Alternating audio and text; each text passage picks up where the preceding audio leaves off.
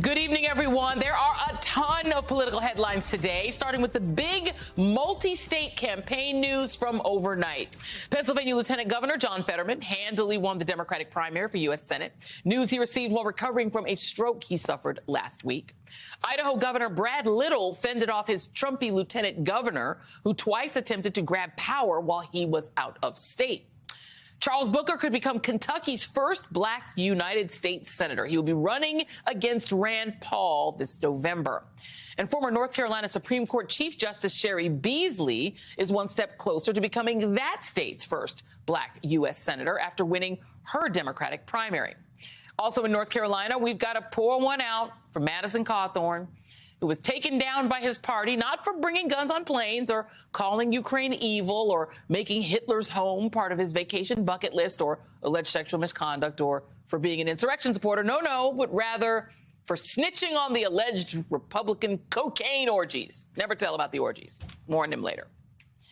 But we begin the readout tonight in Pennsylvania with a reminder of how elections work.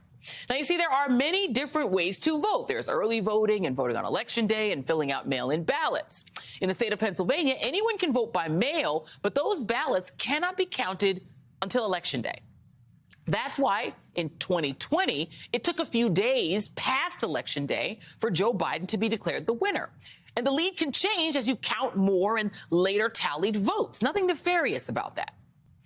And yet, Donald Trump and Republicans used that perfectly normal process and its completely routine delays to cry voter fraud and stolen election, which led to Trump's lawyer, Rudy Giuliani, somehow winding up holding that embarrassing press conference at Four Seasons Landscaping.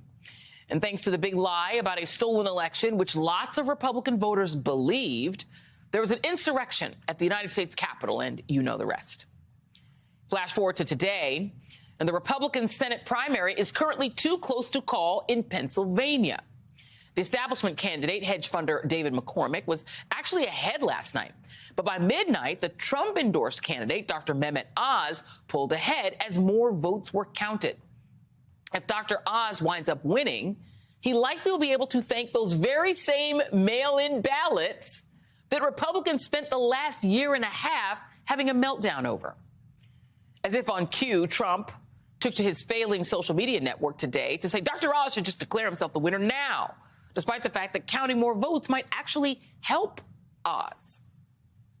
But while this situation is deeply ironic and easy to mock, last night's election also highlighted the incredibly serious stakes of this year's midterms.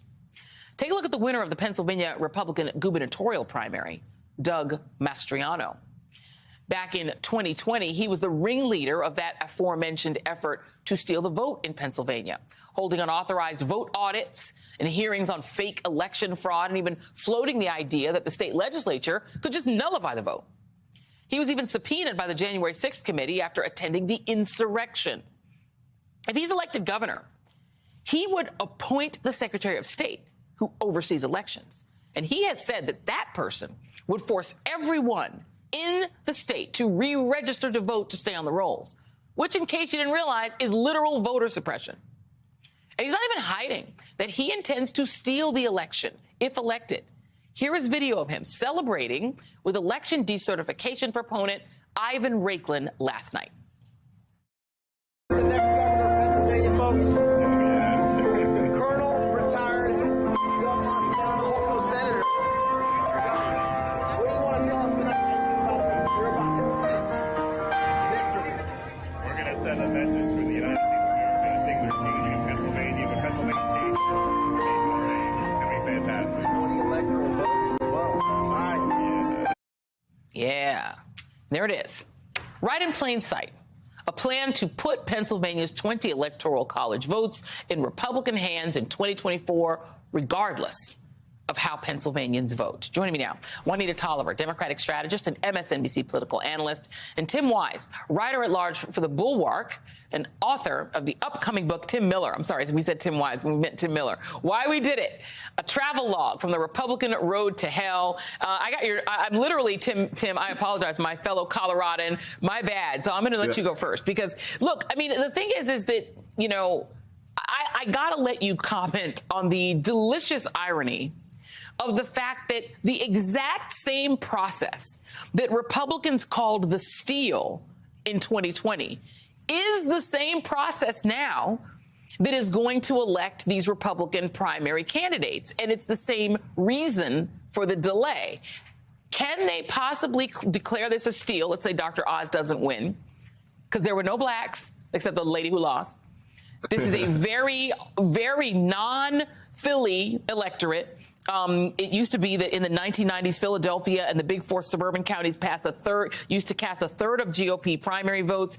Tuesday, it was just above a fifth. That's Ron Brownstein, the brilliant Ron Brownstein reporting. So it ain't Philly. It's just the absentee ballots. Your thoughts? I am wise, so I took that as a compliment. Joy, it's okay. Look, here's the thing. I think that you get to the bottom of this. We can mock this. We make fun of it and be like, oh, you remember how everybody said, oh, well, I went to bed and Donald Trump was winning. And then I woke up and Joe Biden was winning and nothing good happens after 9 o'clock. So it must have been a cheat. And the same thing happened last night. People went to bed. Dave McCormick was winning. They woke up. Dr. Oz is winning right now. But you don't hear the same. Trump chose Oz, right? So he's kind of doing a little half-hearted steal effort and saying that Oz should declare victory. But you don't hear them making the same arguments because it was all a ruse from the start. It was all a fantasy from the start, and they all know it is. And so here's the thing that's uniquely dangerous about Trump. I think that we're going to get to Mastriano. There's some anti-democratic just energy that's going through the entire Republican Party, no doubt. But there's something about Trump that's unique, and that is he's shameless. He has a shamelessness superpower that is just far beyond all these other mere mortals. And his willingness to be able to carry on this obvious ruse for years and convince millions of people that it's true. Not many regular old politicians can do that. It's hard to see Dave McCormick, creating a cult following him around if he loses this thing. He's just going to go back to his wine chalet, to his hedge fund buddies and move on with his life if he loses this thing. Because for all of his flaws, he's like a relatively normal human. So without Trump in the mix, without the ability to demagogue about what's happening in Philly, without being able to demagogue about how maybe George Soros got involved in this thing, or the wily foreigners, the whole steal thing won't happen this time, which just reveals how much of a just ridiculous scam it was and continues to be from the 2020 election. Right, because, also, Juanita, they never declared the steal when they themselves, the members of Congress who believe in this so-called conspiracy theory, that there was a steal. Well, they didn't think their own elections were stolen. They somehow feel like the dead Venezuelan dictator excised just Trump's votes, and they left their votes. So I got elected legitimately, but there's something wrong with the Trump, right? So it never made sense. But let's talk about shameless, because if you want to talk about shameless, this guy Mastriano, he equals Trump in shamelessness. He's just not famous. There was a lengthy piece in the New Yorker that was, I posted it under Scaring is Caring, because this guy, unlike Trump, who I doubt is really a Christian, I doubt he's ever read 4 words in the Bible, but he appeals to a certain kind of conservative Christian. I put an asterisk because it's a branch of Christianity that is a far-right evangelical Christian nationalism. Mastriano, per the New Yorker, participated in a series of Jericho marches in which conservative Christians, among a hodgepodge of QAnon followers and white nationalists, gathered to pray that God would keep Trump in office. Participants dressed in colonial knickers to evoke the American Revolution, or in animal skins to evoke the Israelites. Jack Jenkins, a reporter for Religion News Service, told me they blew shofars, ram's horns, that Israelite priests blew, according to the Bible, to bring down the sinful city of Jericho, believing they could literally overturn the election results. They're attempting to use incantations, prayer, anything. They thought that literally there is some sort of demonic force that is allowing Democrats to win presidential elections. That is who would be the governor of Pennsylvania if he were to win. Your thoughts? Look, I watched bits and pieces of his acceptance speech last night, and sprinkled throughout were the scripture, were the appeals to Christians. And it was just a meandering speech in which he talked and hit on every attack that comes from the evangelical right. Attacks on LGBTQ people, attacks on trans kids, attacks on any and everything that appeals to them. And I think if there's any moment for him to expand his message beyond the 2020 election, it will be now, and he's going to lean in on these wars that we have seen from the evangelical right, not only on the censorship that we've seen of Black history and CRT, but also of, again, LGBT people and kids, as well as abortion. And I appreciate Josh Shapiro tapping into that already, because he released an ad just 5 days ago outlining all of the threats that Mastriano presents. He emphasized, of course, this is somebody who knows the ins and outs of Pennsylvania legislature, who filed the resolution to throw out the 2020 presidential votes and insert fake electors, and actively participate in the coup attempt. And he's also the one who authors anti-abortion bills and will come after our basic rights based on what he defines as his Christian religion as a guide. And so there's no stopping that. And I fear it's going to continue to be a uniting entity, as that article mentioned, not only of religious folks, but QAnon believers and anybody who wants to tap into that energy.